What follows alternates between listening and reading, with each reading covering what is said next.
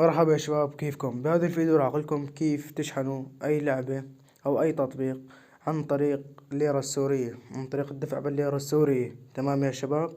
أول شي بتفوتوا على إيداع المال هون. أبي أقول لك كل 15,000 بتساوي $1، يعني أنت كل ما بتبعت له 15,000 ليرة سورية بتساوي $1. تمام يا شباب. طيب كيف بدنا نعرف كم السعر؟ كيف بدنا نشحنها؟ تمام، نفوت لهون على شحن الألعاب. نفوت مثلا على شحن شدات ببجي. تمام يا شباب. مثلا هون عم يقول لك الشحن 325 شدة حقا $4.80.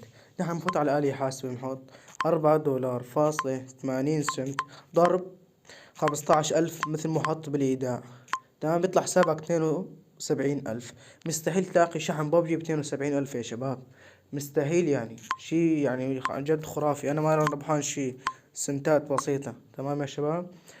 هون فورا بعد ما بترسل نستنى النت ليحمل نت البلد السورية.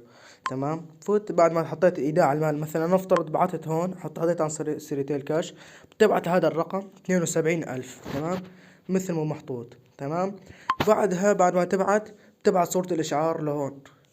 تبعت صورة الإشعار على الدعم الفني تبع البوت. تمام، هو بيقوم بإضافة رصيدك اللي بعته على البوت، وانت بتقوم بشحن اللعبة اللي بدك إياها. تمام يا شباب.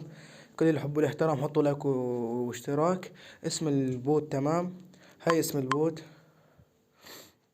النخبة 963 بوت.